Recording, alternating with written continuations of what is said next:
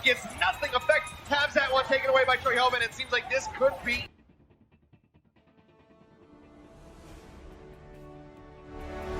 Hello and welcome to the Overwatch League Recap, a talk show focusing on the Overwatch League. I am Blazin' Bob, and today I'm joined by my two special friends in I Play Games. How you doing, brother? Doing good. Coming fresh out of this crazy weekend of I don't want to call it an upset because I don't think anybody is upset at this one, but yeah, super excited to talk about it. I call it a triple upset, but we'll get into that later. Mel, how are you doing? Welcome to the show. Thank you. I'm so glad to be welcomed every week. You are part of the Al Recap family. But we like to start the show off by thanking our recap producer, Shazir. Thank you so much for helping us make this happen. We're going to talk a little bit of news. We're going to talk about the playoffs, and might be kind of a short show today, so sorry about that. But you guys normally get long Famous ones. last words. Yeah. Well, we'll see. But there's not a ton to talk about, so let's just go ahead and jump. Well, hold on. Yeah, let's just go ahead and jump right in. I just had to myself mentally centered there. So there's a new show.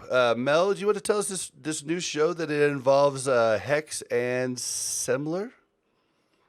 Yeah, I mean, I guess it's started 3 weeks ago, and it's called Overwatch League Happy Hour, and it's Hex and Semler, and they do they say anywhere from 11 to 15 minutes or something like that. So it's pretty short, but they just talk about different things going on in the Overwatch League and playoff or predictions for the week, storylines, things like that. And I guess it's more casual than kind of like Watchpoint is. So it hasn't really been marketed.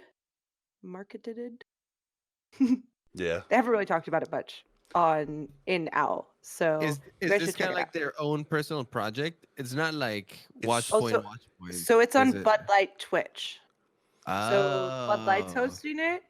And so I think it's just kind of to encompass the whole Bud Light sponsor and things. It's really funny because if you go to Bud Light Twitch, it's literally just Overwatch League.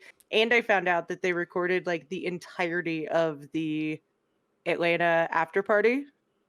Oh, It was yeah. Saturday. Yeah. Oh yeah, they were doing the thing with Zoe and all of the players and stuff, right? Just going kind of Right. around and talking to everyone. Yeah, I Yep. remember that. We're in So I had to quite a make bit sure of that. I wasn't in the video. We are in it quite a bit, though, just not featured in it, but you definitely see us Good, all over the good. place. Yeah, good. That was after a few drinks that they went I walking know. around. I was Yeah, like, well, are we in it? I don't know if I want to see that. It was a great party though, and it was awesome seeing the casters walking around. I didn't know it was on the Bud Light Twitch stream. Actually, I'm gonna go check that out. yeah, Yeah. see, we talked to Hex, and Hex was pretty excited about it. I wondered if they're not really publicizing it, because, they've really kept the Bud Light sponsorship kind of separate, in They've two kept different... it to the home game, to be yeah, real. and, they've just kind of... I don't know. I don't know if they're, a little timid about saying it constantly. I'm not sure. But, yeah, it's I haven't got to check it out yet, but I am excited to check it out. And from what Hex said, it's going to be pretty good. And if it's Hex and Semler, then it'll be true to the Bud Light Twitch. Although I don't know if Semler would ever drink a Bud Light. I'm sure Listen, Hex they would. drink it on stream. They have a bucket of Bud Light, and they each have a nice cold Bud Light. Don't worry. Oh, those poor guys. Those poor guys. It was free in Dallas, and I still wouldn't drink it. It was rough. I drank it. I mean, I'm a trooper. I took one for the team. So on to a more somber note. Jayne, he was a big streamer for Overwatch and a coach prior to taking a job as an assistant coach with the Dallas Fuel starting in season 2. He came out with a big tweet longer or whatever you call it, and it's pretty sad to read, but definitely recommend reading it because kind of gives you a look into the life of somebody who's really famous and just has to deal with a lot of people. And when he said that he read every comment that he ever got on everything, I could understand why he went crazy because like it's just too I much. f- I felt like when I read that, I was like, "Yep, that's where you turned the wrong corner right there." Yeah, but you should have Reading stayed every off comment. Reddit. Period. You know what I mean? Like just don't even go there. But Yeah, it's rough to see him go, especially because he's been such a prominent figure in the Overwatch community. He's a teacher, he's been an educator, and not only for players, he got to the position that he's in basically, but providing that service to a lot of other people. In fact, I was talking to a guy that I just coached this week, and he was telling me how he back in the day he was getting coached by Jayne, his own team. Jayne was like coaching him at the time, and he was coaching a bunch of like amateur teams. So he's been doing this for a very long time because he genuinely does like it and enjoy it. And that passion that he's had has brought him to the limelight. And so far, he's been a very open person. And honestly, I don't even think it's just reading the comments and being like super open, but the fact that he now is in a position or a coveted position, right? He's not only in the spotlight, but now there's vested interests in where he's at. And I think that he's finally feeling that edge of being in a position that not only other people want to be in, but also a position where people want to see you succeed almost at all costs. It gets so competitive sometimes, and fans sometimes kind of lose their perspective a little bit, and it doesn't become about having fun anymore, but it becomes about winning no matter what. And if you're not winning, then it's the worst, right? And you stop having fun at that point. And I don't know, it's a bad spirit, and it's has undesired effects because now we're losing a big community figure, right? Somebody that is awesome to have around. His stream is great. The content he creates on YouTube is great. And it's just sad to see that go, at least for now. We don't know if he'll come back. Maybe he needs some time to recenter himself. If you guys want to know everything that he had to say, I would recommend reading his tweet longer because he was very eloquent in the way that he expressed everything. And I know that he's not the only one that feels that way. There has to be so many more people in the league that feel exactly like him. In fact, Krusty, San Francisco's coach, just tweeted that he's going back to Korea to go see a doctor because the stress of being the coach and being in that position, and for the players as well, being in back-to-back championships basically since last two stages, it's wear on them. You know what I mean? And they can feel it, and it's a mental health thing at that point, right? Where you kind of start losing sight of the things that matter in your life because you're so focused on this thing and so many people are putting pressure on you. I don't know. It has to be something really hard to experience. So I wish the best for Jayne. And thankfully, he's staying in his position and he's going ahead. But I can see why he's stepping away from the public for now. For yeah, sure. I also think that when people started talking negatively about people that Jane had grown very close to, I think from reading his tweet longer, that almost was like the straw that broke the camel's back right there, right? Like it was like he felt like he could take it himself for a while, but then reading about things that people were saying about people that he respected and people that he liked and people that he had grown to have this great relationship with that he knew was inaccurate, that he was just like it broke him to not be able to do anything and not be able to help them. And I think just my speculation, I think that had a lot to do with it. But yeah. I am Just glad he's seeing staying with the Dallas Fuel. and just seeing what those things that people said about his friends and what's basically become his family at this point, and seeing how that affected them and their mental health probably took a huge toll. And we love Jane. I mean, we almost went to work like basically for Jane on the Elo Hell channel, and I mean we have hung out with him in person in LA and in Dallas, and I mean it really hurt me to read about people taking advantage of his fame and his success. I mean, I don't really treat anybody like they're famous whenever I meet them out there, but I mean, I'm different. I mean, the most people do, and I did when I first started. So I get it, but I felt so horrible for him. So if you guys as listeners could just take some time and just go over to his Twitter and just also in it there's a channel in his Elo Hell Discord where you guys can leave just some kind words. It would go a long way, I think, and it shouldn't take you long. You know what I mean? So please, if you could do that, we would really appreciate it. Yeah, some encouraging words would be good. And I think it's worth reflecting too on what's worth criticizing sometimes too.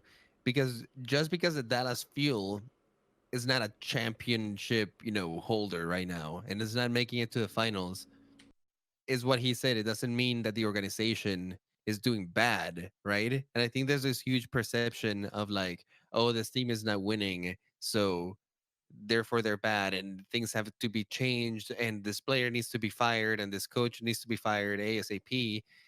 But the thing is, there's always going to be mid-range teams. There's always going to be a team at the bottom. And even the teams at the bottom who would beat like probably almost any other team out there. And I'm not saying like there should be no excuse and they shouldn't be held accountable. Obviously, people are going to criticize their gameplay, but I do think that it has to be done with a grain of salt. You know what I mean? And just because a team is losing some games doesn't mean that everyone in the team should be crucified. I mean, there's players in Formula One, or not players, but drivers in Formula One, for example, that have been there for years, like 20 years, and they've never won a race. You know what I mean? They're still fantastic drivers and still better than 99% of the people out there. People wouldn't be able to do it, but that's just the nature of the game. There's always a top dog, right? Yep. Well, I And mean, just look at Valiant and Outlaws, who both went 0-7 in a stage, and then were both in the playoffs, stage 3, right? Like, there's a just lot because, of parity in this league. yeah, just because they're not great right now doesn't mean that they're not going to be great tomorrow. But I Like, don't think that that's what he was upset about. I think he was upset about personal a attacks made. I mean, Yeah, like it was just one of the criticizing things he mentioned. criticizing gameplay. Sorry, it's just professional sports, esports. No, yeah, it wasn't so much criticizing gameplay, but it was more like saying that the organization and the players and the coaching staff and everyone was terrible and shit, and that they should be removed and they were not worth being there. Well, in reality, they're super hardworking individuals that critically think about these problems like every day. There's not like they're sitting on their ass and just being like, oh, we'll just roll the dice and that's gonna be your next composition. You know what I figure mean? it Like out. Yep. they're working really hard. And I think that's what got to him the most, that people wouldn't acknowledge that, right? That instead they would dismiss it saying, oh no, they're just bad and they're probably they're not even thinking about these things, right? Yeah, and it hits me hard because like I know a lot of the Dallas players, and I think they're freaking awesome people. And every time they're down, I try and give them a tweet, like heads up, I'm still burned blue or something like that. Just something encouraging for them, even if I'm upset with maybe some of the calls that were made during the game, like. I don't attack them for it, and I'm a huge fan. So to the fans out there that attack your team, just stop. All right, well, let's move on to something else. So, team news. Stellar, formerly of the Toronto Defiant, who retired at the end of the Stage 1 playoffs, unretired and went to Boston. Boston needed DPS, so this was probably a good move. But it's just interesting the I'm retired, I'm not retired thing, and even in the same year. I mean, Yeah, same season, right? I think we need to teach these Yeah. players what retiring means. It's driving me crazy. But I don't know. I mean, I don't know much about him. He's like a tracer player. yeah, hit scan. I don't think I've seen. I don't. At least I don't remember seeing his widow or McCree really wasn't in the meta at all stage Although one. Washington's not hurting for a widow, I feel like Corey in there is doing a fantastic job.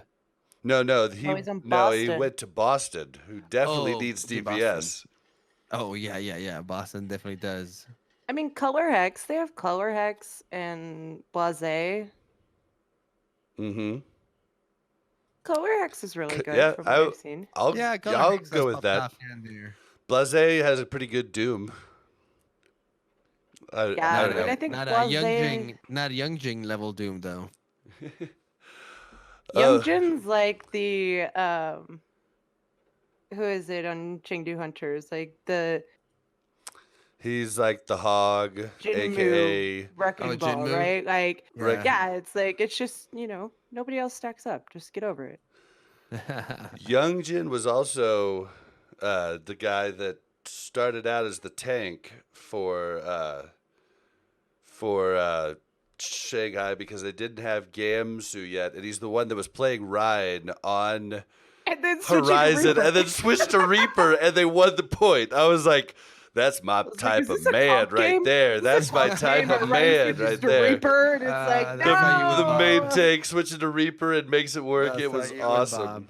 oh my god. All right, so the No. Washington Justice acquire Elevote and Lolly Bullshit. Lil shish. from Lol Team shish. Team Envy, Dallas's contenders team. I don't know much about these guys at all. I really don't, pay much attention until they make it into the league. Anybody else? I know Loki. Loki in chat knows them. I think the biggest thing about these two is that it's a main tank and an off tank, right? Oh, So Washington I Justice is think actually, Washington really needs, especially a main tank, yeah, and dude, to have an Janice. off tank that they already are familiar with, they already mesh with, I think is really good. So I'm hoping that Washington Justice, I like all the Washington Justice fan group people, so I'm throwing it out there for them and hoping that they can get this together. It's gonna be weird going into next stage because the off-take role is gonna be at a weird spot because Diva's gonna have her nerfs and her new graphical change, and it's gonna be weird because she would definitely be the pick, but I don't know, man. I'm wondering how good all these different off-takes are at Roadhog because it's looking like bunker time. Guangzhou Charge acquire. Oh. Or trade, sorry. Trade Kib for Fraggy. Whoop whoop. Is Free Fraggy gonna finally Fraggy's get been freed? Well, we I don't. mean, We don't know if he's think that playing you yet. would acquire Fraggy and not play him though. Like, what are you gonna acquire him for? The trade secrets on how San Francisco coaches? I mean, I guess that would No, be a just big for the investment. fame. No, Just for Fusion. the free Fraggy Fusion. hashtag. Oh yeah, fusion. Sorry, yeah, fusions. Well, that is Yeah, cool. That is good They're news. just requiring him for the free Fraggy hashtag. So they're gonna get that hashtag now instead of Fusion. No, I'm And, just kidding. I want a free Fraggy. Charge also got Bijou from the LA Gladiators. So, getting some tanks. Tanks Yeah, I being think- traded. Cool. I think Well, the Chargers needed to do something. I mean, they looked decent and then all of a sudden just looked like a hot mess. And so I think, and we never saw Kib, so I think the We Kib for saw Fraggy him. trade. we saw him quite a a couple bit in, times. in stage one. Yeah, in stage one we saw him a couple times. Not quite a bit.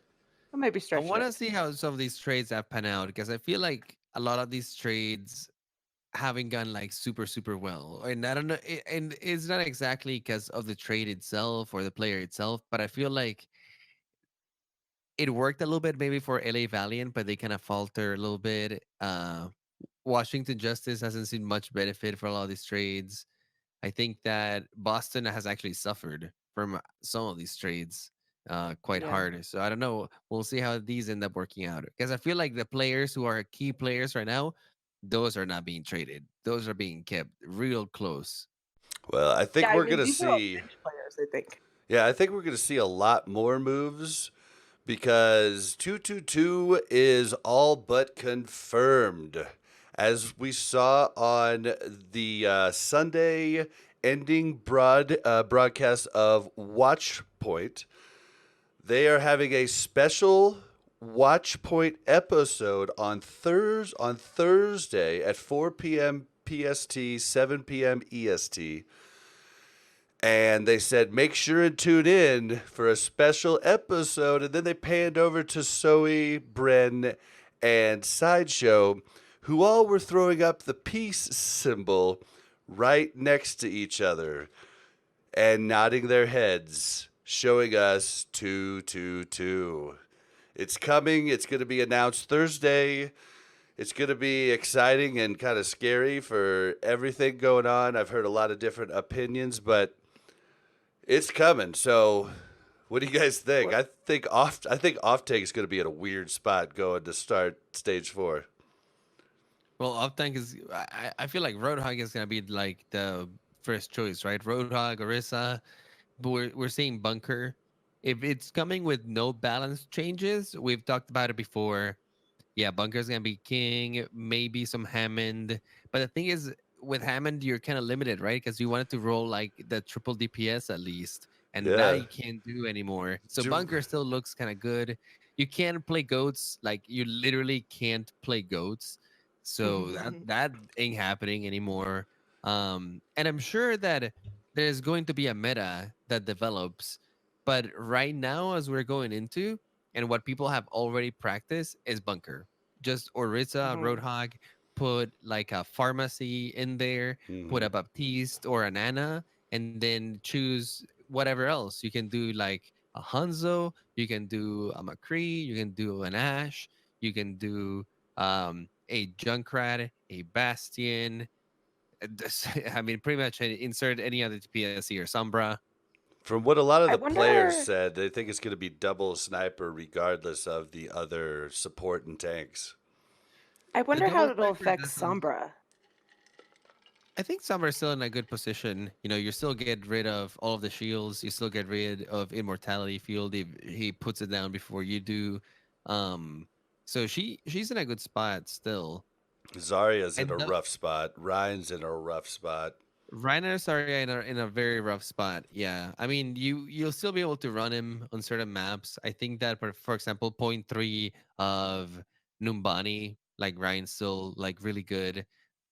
Point 3 of Eichenwald, for example, still pretty good. Like all those points where you're in close quarters and you don't have to close the gap as dangerously, right? Where Orisa has the power, because that's the main thing that Orisa has over Ryan right now. She can put down the shield and fire at him, while the only thing that Ryan can do is hold the shield and look at her back. And if you so much as fire strike, you open up the window for grenades, storm arrows, sleep Well, darts, for it kind basically of, everything to come at you. if you run a Ryan, you would have to do it with a more Lucio. So basically, your team would have to run past the shield, and you'd have to have enough up close heals to make that worthwhile.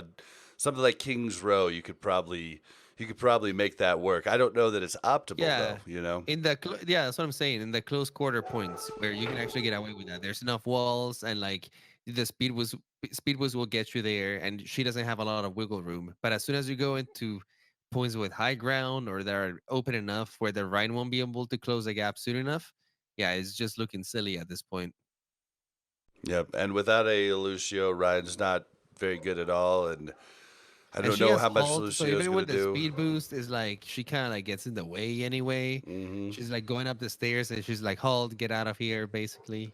Yeah, she's definitely going to need some tuning, but we're gonna see what happens. All that we do know is DPS is gonna get to play. We'll probably, after it's announced, like maybe next week, we'll talk about teams, biggest winners, biggest losers, especially after we see all the different trades that'll probably go on over the next week. We'll talk about biggest winners and biggest losers on the off week. But for now, we're gonna move into talking about last weekend's games, and I'll just jump right to it. Shanghai triple upset the playoffs. They beat the top 3 teams this week. They beat They beat San Francisco. They beat Vancouver, and they beat NYXL. How did this happen? Like, I know a lot of the players were telling us that Shanghai was going to be really good in the 2-2-2, but okay, like I didn't realize it was going to be like beat all three of the best teams in one weekend. They were Yeah, hot. it was a really amazing feat, and like, man, they're on a roll. Like you're saying, Mel, they are feeling each other. They know how to act. Their DPS is just popping off constantly, and they know how to interact with one another at this point. Like they look scary. Gamsu is such an incredible tank for making space and staying alive. And then if you just buy enough space, then you have DM and Ding just raining fire on everyone. And then Youngjin is also another killing machine, Doomfist, yeah. whether and the Roadhog or Doomfist. Yep.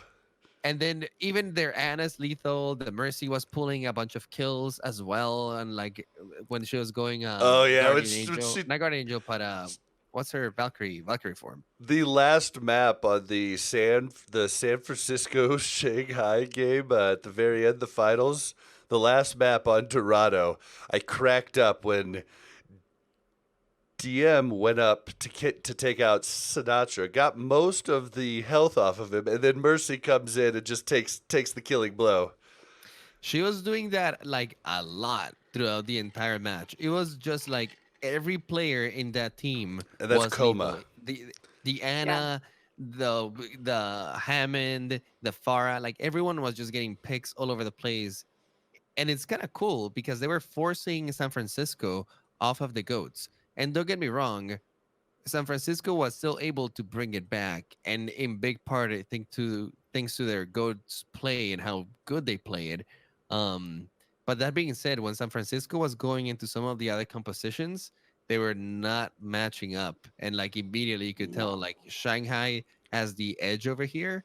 And what made me even more happy is that this is what we were waiting for: a team that beats another team that uses goats at the max level using a bunch of DPS.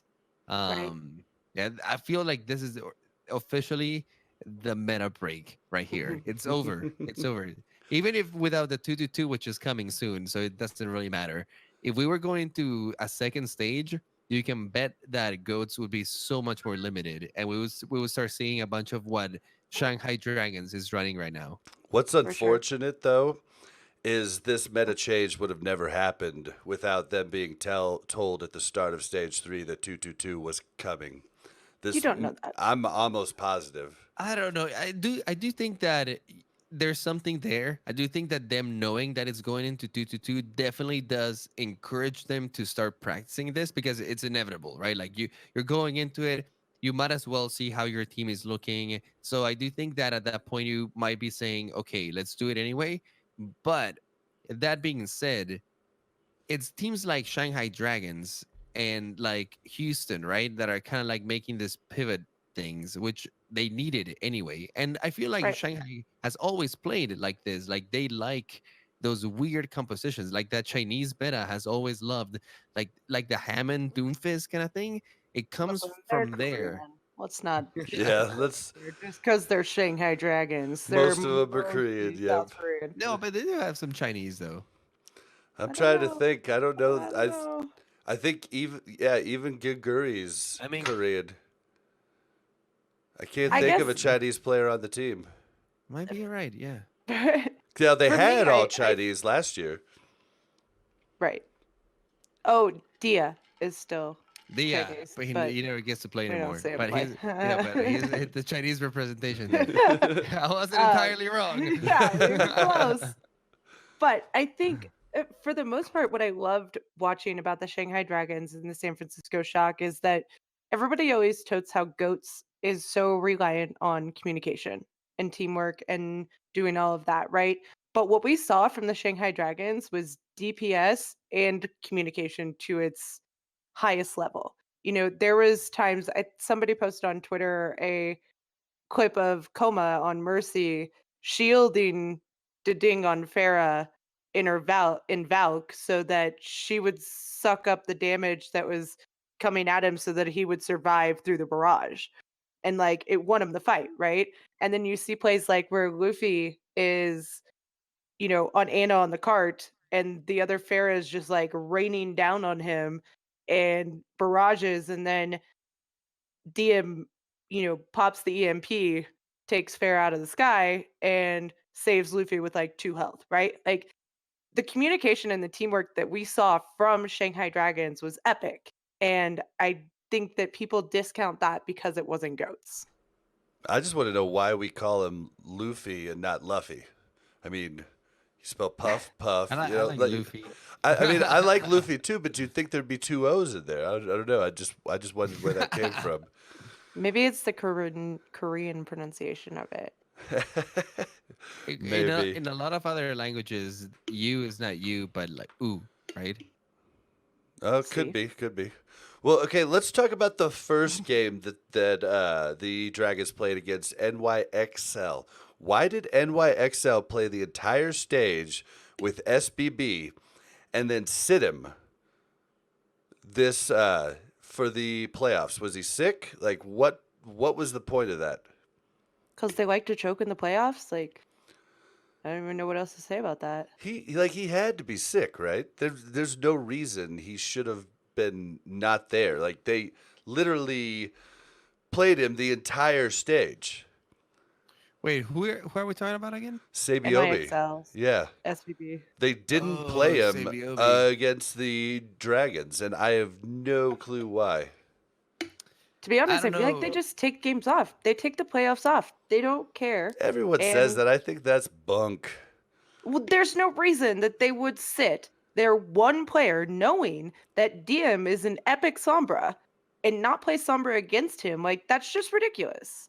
Yeah, it's really, really weird. Although NYXL has been known to make some weird decisions every now and again, especially In around playoffs. playoff times. Yeah, Right. Yeah, I can't argue they with that.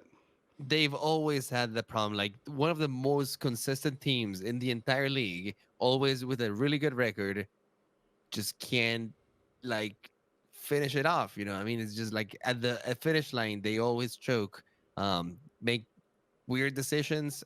Who knows why Bob wasn't there? Like I hadn't thought about that. I thought he had played in one game or another, but no, I Mm-mm. must be confused. Yeah. Yeah, and Ice Ham Jello in chat says that he thinks they favored their goats.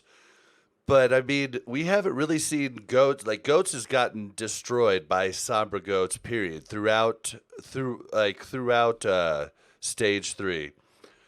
So I don't know why they would favor their goats. Like Shock was able to turn their goats into something that went more like that actually was pretty good.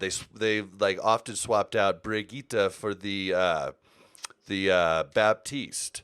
And like Yeah, that to counter the EMP. yeah, and that strengthened their goats, and it also, put another hit scan in to take out the Fair and the Mercy in the sky if they went ball. So it was a really good adaptation of the goats comp, but just plain goats has been getting dumped on all of stage 3 by most teams, and NYXL's goats looked awesome.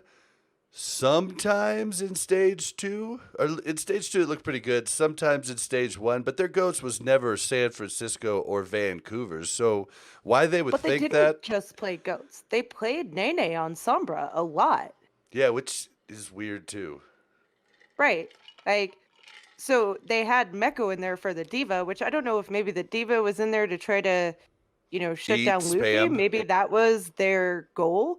Was that Farah and Luffy, like Diva could do more, and Sabiobi can't really play Diva, and Nene is a decent Sombra, so I want to say that it was more because of that. Like, say Bob, he's a great player, but he hasn't been like the most dominant, not Widowmaker, but Sombra in the league. Like when He's you been you pretty have dominant. like he's good, but when you have like Dante, when you have why am I DM. checking? Yeah, DM. Like such an amazing Sombra. If you watch him, for example, in Horizon Lunar Colony, it's insane how confident he is with the Sombra. He will literally stand enough of a distance behind San Francisco, and because they're playing goats, he's figured this out. They just won't come for him because it's not worth it for them to waste the speed boost or for them to separate and split. They have to walk as a unit. So he'll literally just sit beside them, not even stealth. He'll be like outside of stealth, just firing at them the whole time. And they can't do anything about it because he's just like Right. right outside of range. Brigitte can't reach with her thing. If the diva comes and chases him, he's obviously just gonna teleport away and build a bunch of ult charge. So it's just really interesting how it's getting played because he was getting constant value all the time, which is something that I haven't seen some of the other Sombras do. Like he really has it down to a science. In that Horizon Lunar Connie, he got EMP almost every fight on defense, and they full held him after San Francisco should have wanted. It was pretty amazing to watch. Well, I SBB plays like a assassin Sombra. Like I think he owned the Yeah, stat for first kill in team fights where he would just he plays it like Tracer. he That's yeah how he he told plays yeah Sombra. he plays it very different. But I mean his tracer play was also very different from most tracers plays in Yeah. season 1. Like he was a tracer hunter. Whereas most Oh tracers would yeah. avoid the other tracer, whereas he would hunt the other tracer and just make but their now life he's like miserable. but now he's like an invisible tracer. Like, come Yeah, on, guys. That's a yeah. scary Epic. thought. No, that's a It scary right? thought. That's But what I'm that's talking And about. Sabra's not an I don't invisible know. tracer, though. The thing about Sabiobi when he's playing Tracer, he's one of the most fun Tracers to watch. He's incredibly mechanically gifted. He's super fast. He has like those 180s on lockdown. Sometimes it's super confusing him watching do certain plays because you're like, whoa, how did he blink over there and kill that person? But like he has it down to a science where like it makes sense to him. And watching him play Tracer is like watching him do art, dude. But Hmm. when he's on the Sombra, I feel like you're looking for something else. Like, yeah, it's great that you're getting picks. Is awesome that you're doing all that. Um, but when the EMP is the thing that is winning you every fight, the player that is prioritizing that and getting those clutch moments all the time, like DM is, that's the Sombra that you want. Yeah, it's more So, about the utility than it is about the actual like killing and first kills and whatnot. But one thing that I want to point out before you go on, Bob, cool. is that my favorite Shanghai Dragon moment of this New York game was that we got to interview him afterwards, and I was listening to it today, and they asked like, hey, how do you think you stack up to the other teams? And when the translator translated, he was like, yep, Youngjin being very confident about this answer. Like so sarcastic when he was translating. And like so many times he's like, are you sure? And he's like, yeah. Oh, It's so man. fucking Yeah. So, moving on to Saturday, the Dragons are once again the underdog going up against the arguably best team in the Overwatch League, at least through stage 3, the Vancouver Titans. And they go 4-1 on the Vancouver Titans. And Stitch just like I thought that like the Vancouver Titans stepped it up quite a bit when they moved Stitch into the lineup. But man, Stitch was getting dumped on by Diem. I mean, it was just it was kind of hard to watch because like I've grown to kind of like the Titans, and so I was just like I was hoping they would put up a better fight. I was just like, what is going on here? But do you guys have any thoughts about that particular game? I think it's like you said, it was just outclassed. When you have somebody that's pulling so much weight on the Sombra and some of the other heroes, like everyone in Shanghai Dragons is just firing at all cylinders right now. Like if it's not Dia killing you with his Pharah, it's DM in the back with um Widowmaker or a huge EMP. Gamsu comes in and like sweeps you with Hammond. Doomfist comes in flying. And they have it so well timed out. I was watching actually Youngjin play on the Doomfist. He's the most conservative Doomfist I've ever seen in my life. But when He he does charges out decide, quick, like yeah, charges when out he really quick. and not only that, he waits for a long time before he goes in. I was watching him from his perspective today in the replay viewer, and he'll hide on a corner forever, just waiting, waiting, waiting. And the second Gamsu's in or somebody else is in, he'll commit really fast. And like this man is determined. Like once he commits, he commits. But he is like you said, Bob. He's in and out. He's super quick, and you have to because like when I was watching him, even as quick as he was get in and out, he would come out at like one health, basically, just barely enough to like stay alive. And a lot of times he would die, but usually after landing that one kill that was like vital. You know what I mean? Yeah, well, So and Kuma, he Kuma's just a great like player. even if he just takes the like if he becomes the target that's called, like Yeah. if they're like Yug, doom, doom, doom, doom, doom, and then he gets out quick, then all of a sudden Ding comes in with barrage and your whole team's dead. It's just, and you're right, Mel. Like their protection of the Farah was out of this world. Like they were doing so many different things to keep him safe during barrage. And even if he Oh did yeah. die, he took at least 3 people with him. So, And then he got Yeah. and then rezzed. he got And then he got rezzed. rest. Like Yeah. like it was legit. But I think you see Vancouver. Vancouver is an epic goats team, right? And when they put Stitch in, they became a really good Sombra goats team. But if you look at their lineup throughout this entire match, I mean, Titans were constantly on their toes, right? They had nothing to deal with the ding on Farah. The ding stayed on Farah pretty much 100% of the time. I think it was like 90%. I think he played Hanzo a couple times or whatever. And they couldn't deal with it. They switched to Soldier, they switched to McCree, they never tried Farah. Like that was never a thing. They knew they couldn't Yeah, out Farah him, I guess. San Francisco tried it. San Francisco Yeah. was like, "We'll try to match you with the Farah," because they realized that we're not countering Farah with hit scan or anything like that. Right. And Ding is such a epic Farah that like he knows how to get out of your line of sight or how to flank over here. And he's got Como with him and he's like, what are you gonna do to me? Right. But even their lineup, not just their heroes, but their lineup, I mean, they were swapping people in and out right and left. You know, they've got Stitch in, then they've got Siemensu in, then they've got Janu in, then they've got Siemensu and Janu and Stitches out. Like, I mean, they were just all over the place. And I just Well, don't think they knew how to counter this. and something like that a lot of people might not notice if you don't go through the replay viewer is Coma's Coma's mercy play. Like he's got the new title at least for this week as Coma the Undying, which is what we used to talk about Arc, and that's what made Jonak so good. And Ding looked really good because Coma was always there and never getting picked first. And I mean, it was impressive to Oh to yeah, watch. Coma Coma's stuck to very him like impressive. no other. Yeah, and to be fair, it does help that Ding has some amazing Farah movement. Hmm. Go watch him from his perspective. Oh, The it's way crazy. he's like moving around all the map and he Concussive like blast maneuvers is around nuts. people. And not only the concussive blast, but he's using his own rocket like missiles to move him around from place to place super fast too. In fact, you And would he see never him. leaves Coma on the other side of a building, like lots No, of never. heroes He's super do when aware. I Yeah, play he's super Mercy. aware of his It's mercy. like, Yeah. guys, hey, over here, come back.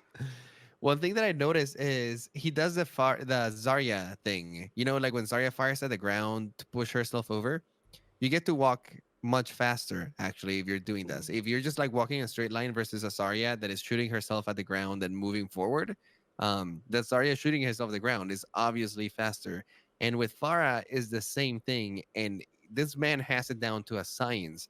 Every time they would win a point or anybody would like leave him some ground, he was immediately firing at the floor, moving super fast, repositioning himself, getting that ground, and basically just being such an aggressor. Like the rocket barrage never stopped, and it was so oppressive that it bought space for the entire team as a DPS, basically.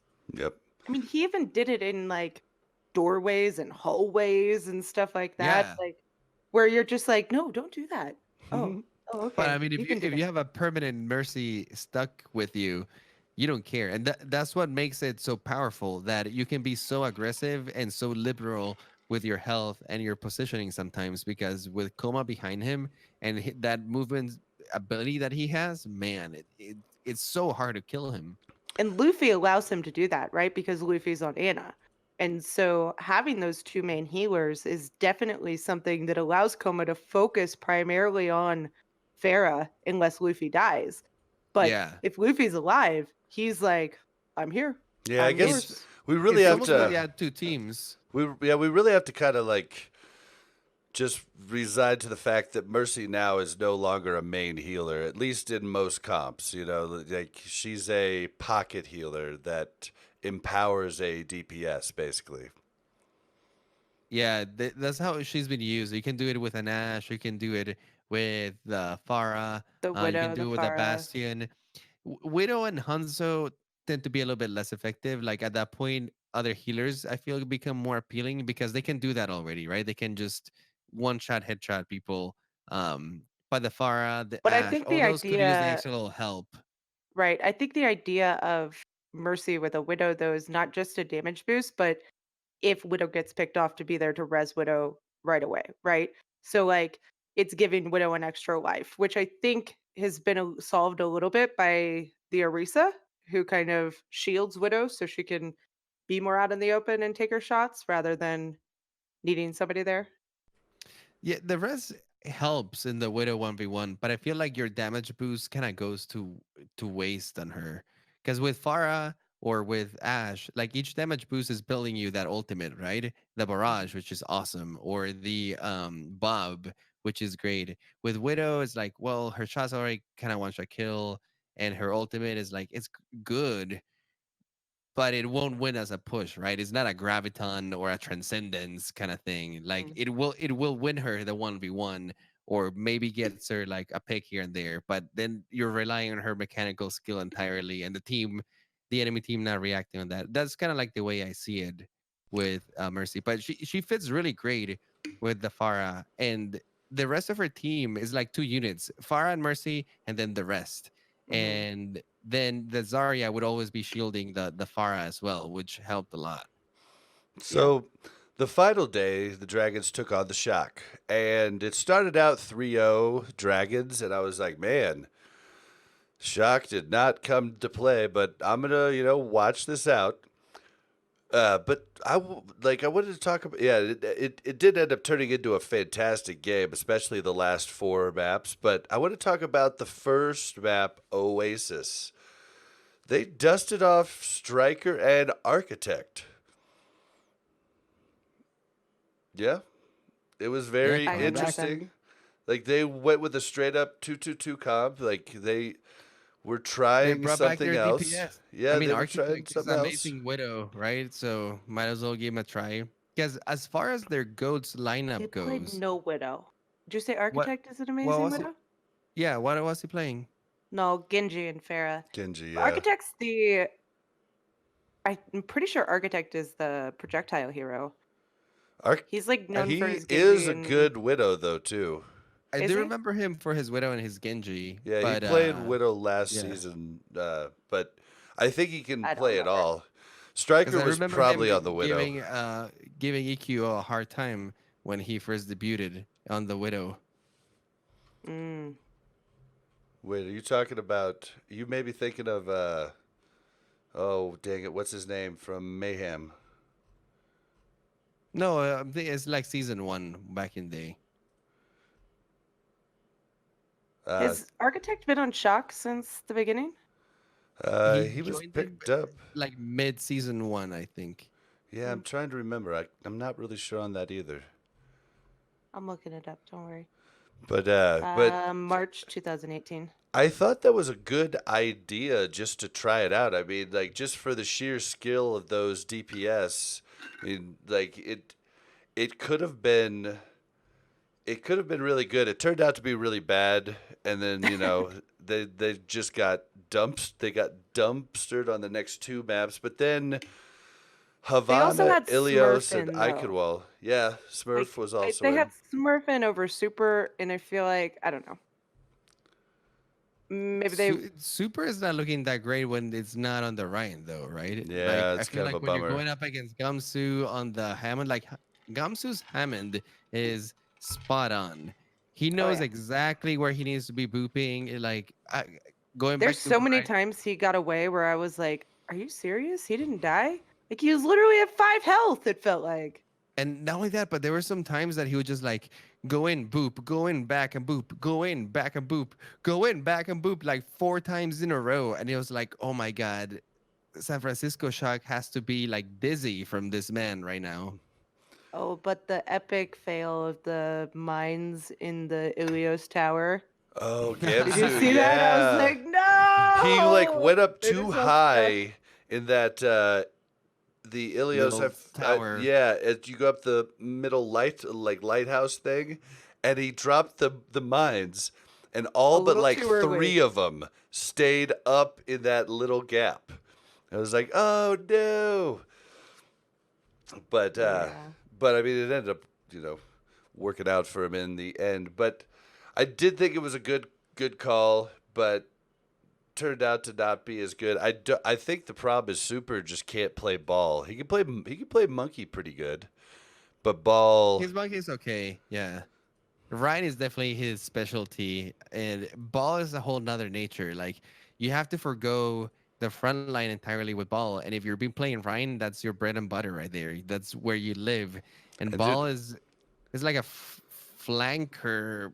It's a weird like frontline flanker kind of thing. yeah, Super. I personally feel for you because I'm a pretty damn good Ryan, and I'm an okay Winston. But then when I go to ball, I'm like silver. It's bad. I Uh, do think we got to see a little bit of Sinatra on Tracer, which was entertaining. But it was like maps 4 and 5 for a little while, and he could not be effective against the Dragons on Tracer. Like it was just very minimally effective, if anything, right? So we saw him go back to Sombra or to Zarya, and I don't know if Yeah, that was the thing is, defeating to him. who are you gonna kill with Tracer in that lineup? You know what I mean? Forest pocketed in the sky.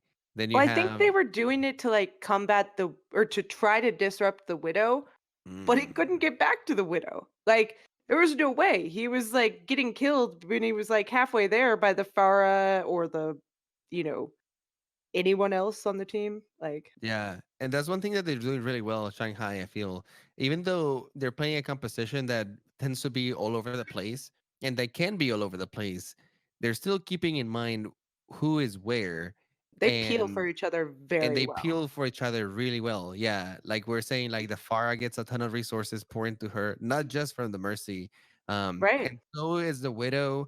And because they're so mobile, like if you go Mhm. dive the Widow, they can dive you. You know what I mean? Right. And they have been doing that. They protect DM so well, and And even Wrecking Ball, they everybody is protect making space. Gamsu. And it's like, let's go focus DM, but then like Ding is gonna kill us and Youngjing is gonna kill Right. us. Okay, let's focus on Youngjing. Oh, now freaking DM is killing us, everyone. Right. I just got headshot 3 times in a row. I don't even know how that happened. yeah, it's crazy. So some honorable mentions. Unless you guys have anything else to say about the San Francisco Dragons game. Well, if you stopped watching after the third game, you should go back because the fourth, fifth, and sixth game did get better. And then the seventh game was pretty epic. I would like to throw a shout out to Deathblow and Blevins because history was made and there was a lot of crying. Oh, there was a lot of crying. So I Yeah, there saw was a lot that. of And I looked crying. over at Mel and said, "Blevins is gonna lose his shit," and she just started laughing. It and was then pretty good. Deathblow wrote in chat like, "I'm so tilted right now," and I was like, "Is it the crying?" And he's like, "No," and I was like, "Oh, okay, never mind. We'll get back to that one. Don't worry." So yeah, honorable mentions. The Outlaws, after a really good stage, just really sucked it up against the Titans on day one. They didn't win a map. They got Yeah, props 3 to them for 0'd. making it to the playoffs. Yeah, props to them for making it, but you got to keep it going in the playoffs, guys. You got to not get so tilted. I just see the Outlaws. Like one thing goes wrong, and like you see their faces just go from smiles to frowns, and nobody's talking to anybody.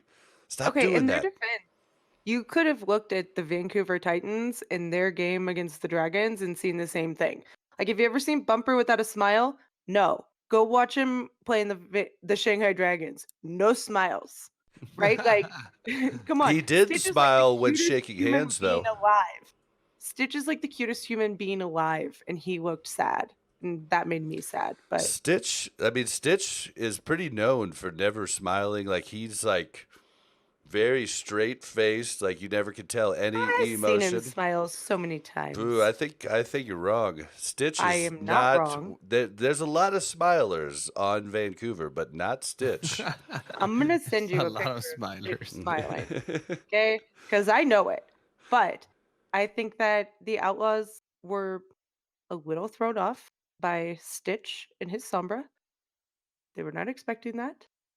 Yeah, it definitely Fine. hurt. We're coming for stage 4, guys. Yep, And you got Haxel's this. Genji went off. Like, come on. Don't throw your Genji at us. That's Dude, Haxel's got one of the best Genjis to ever play Overwatch, so stay tuned for that coming here in stage 4. That'll be fun to watch. I do just want to point out, though, that my team was the only team of our 3 teams that did make an appearance in the playoffs. So I still have that. True. You can have that win. Thank you. Spark, after looking so good across the entire stage, just got beat by Valiant 3-2. That was kind of a bummer for me. I thought Spark was going to go further. But, I mean, Valiant won that, but then Valiant just got destroyed by San Francisco 4-0 after that. So I don't know if they used all their mojo to beat Spark, which I think Spark is actually better than San Fran if you're looking at like the current meta that got played in the playoffs. But I think Spark was more predictable to them, though, than San Francisco was, right? Like, Spark, they kind of knew what Spark was going to bring. San Francisco, I think they thought San Francisco was going to bring goats or somber goats, and they did a lot, but Rascal on Baptiste is like a whole nother world. And he brought out Farah, and I think really did well with that. I just think that San Francisco made enough changes to throw Valiant off course where they had planned for goats. yeah, Loki makes a good point in chat, which I thought was weird too, which I pointed out to you, Mel, over the weekend. Why were the games so late on Saturday? Was it just because they were trying to get them on TV or something? I don't understand. I don't think it's been that way in the past. I could be wrong, but the Maybe for Saturday the Asia games, crowd.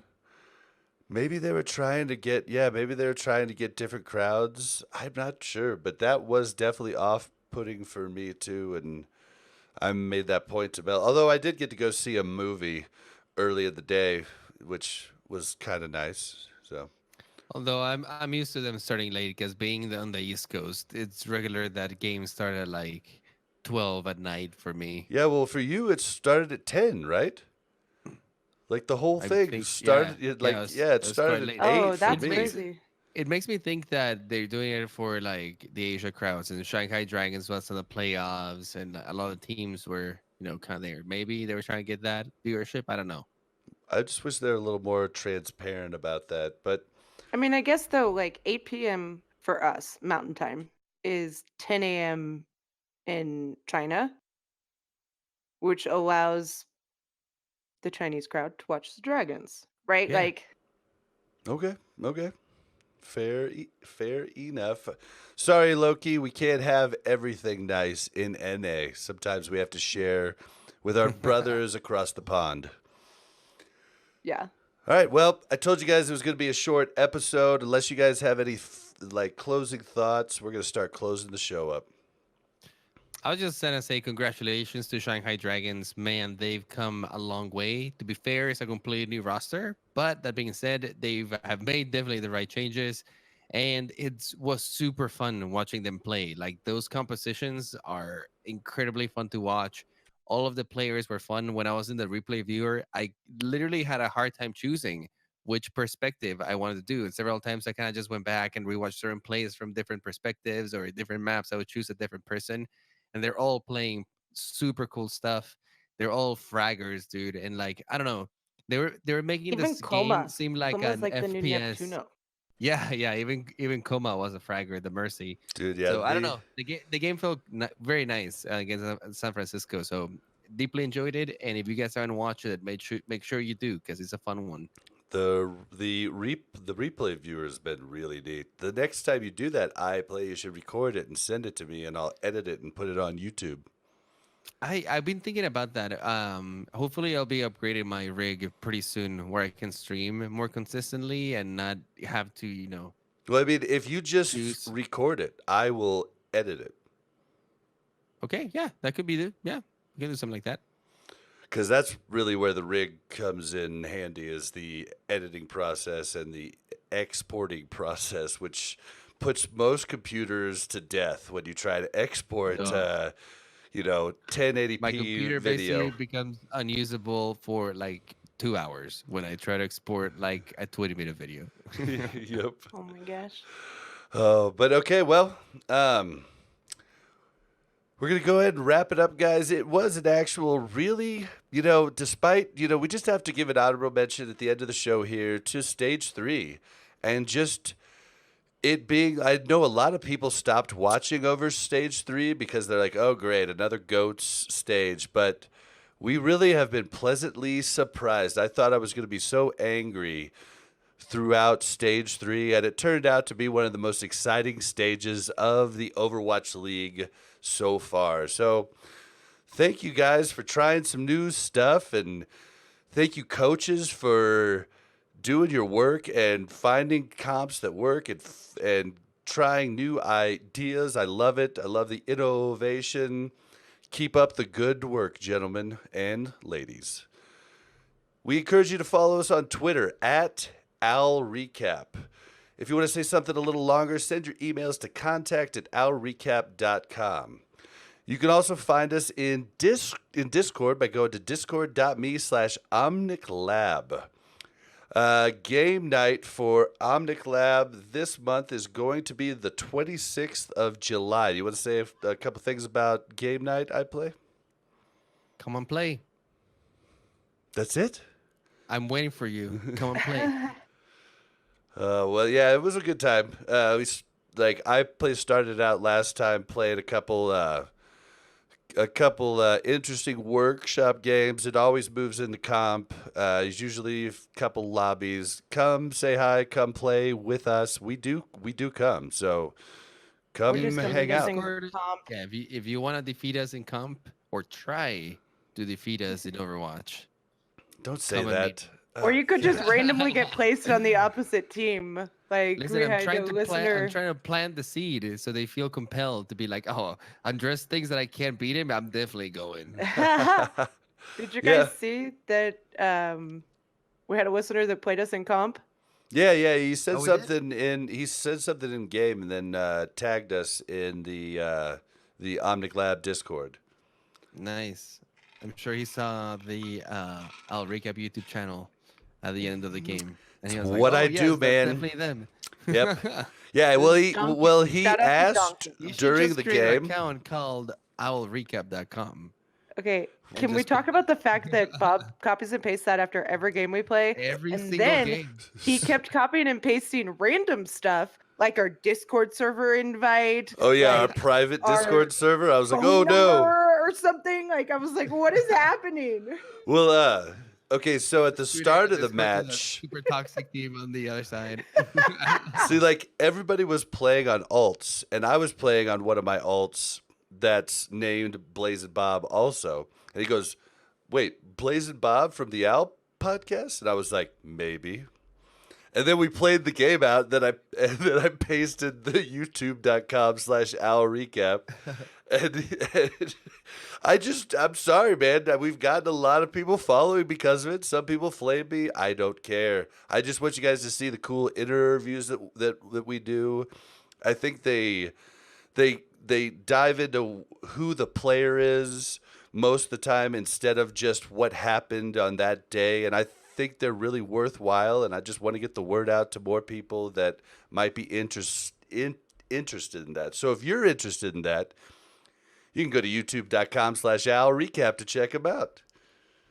We stream live Monday nights at 8 p.m. Mountain, 10 p.m. EST, twitch.tv/AlRecap.